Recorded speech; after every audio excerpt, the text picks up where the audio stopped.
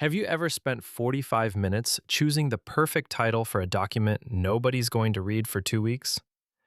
Yeah, same. Or rewritten the same email 4 times?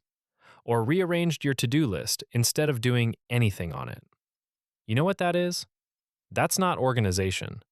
That's fear wearing a fancy mask. Here's the truth nobody tells you: perfectionism isn't about high standards, it's about safety. Your brain has learned that if you never finish, you never have to face judgment. If the draft stays a draft, nobody can say it's bad. If the project stays in your head, it can still be perfect. So you tweak, you polish, you wait. And while you're waiting, nothing actually moves. Most people think perfectionism helps them produce better work. It doesn't. It just produces less work. Researchers who study creative output have a name for this: paradox of perfectionism. The more you demand flawlessness, the less you actually ship. And here's the math. A painter who finishes 100 imperfect paintings will have more masterpieces than a painter who finishes 0 perfect ones. Because you can't edit a blank canvas, you can't improve a folder full of ideas you never started. So why do we keep doing it? Because the dopamine hit from planning feels almost as good as the hit from doing. Almost. You sit down, open a notebook, map out the perfect system: color-coded, organized, beautiful. And for a moment, you feel productive. But you're not. You're just decorating the entrance to the work you're avoiding. That's the trap. Planning feels like progress. Tweaking feels like refining. Neither of them are doing. Here's a specific framework I stole from people who actually finish things. It's called the 70% rule. Ready? You don't need to be 100% sure. You don't need the perfect conditions. You don't need to feel ready. You just need 70%. 70% confidence. 70% of the information.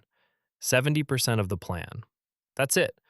Because the last 30% will only reveal itself once you start moving.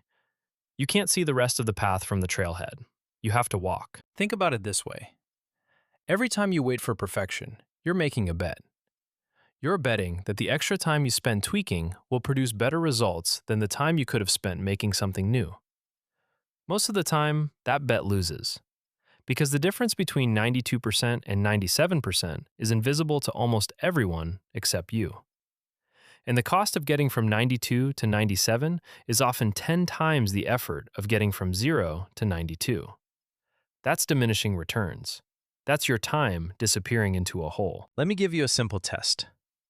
Look at the last thing you spent hours perfecting.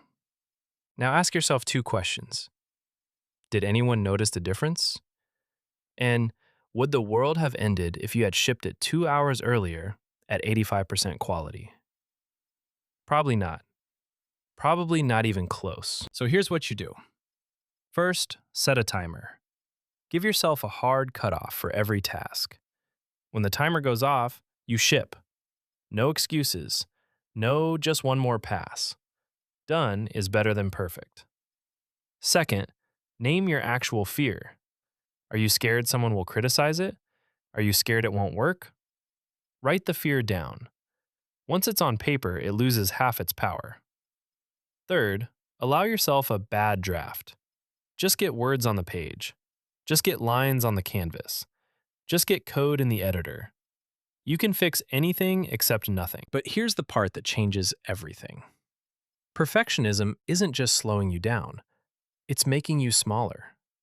Because the more you demand perfection from yourself, the fewer risks you take. The fewer risks you take, the fewer chances you have to learn. And the less you learn, the more you stay exactly where you are. That's not excellence. That's a cage. Look around at the people you admire. Are they perfect? No. They're just out there. They're failing publicly. They're shipping things with typos. They're releasing episodes with weird audio. And nobody cares. Because audiences forgive imperfection. They don't forgive absence.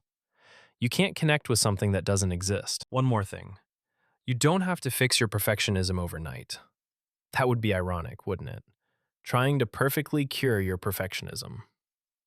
But you can take one small step today.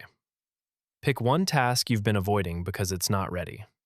Give yourself 20 minutes. Do the ugliest version you can. Then send it, or post it, or save it and move on.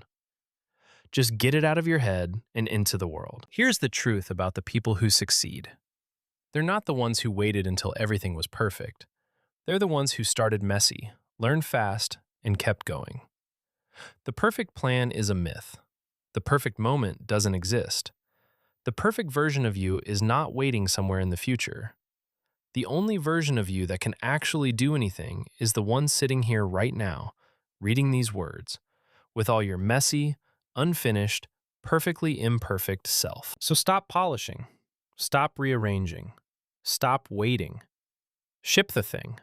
Make the mistake. Learn from it. Then do it again. Because done is a finished product. Perfect is just a fantasy you're hiding inside. And you don't need to be perfect.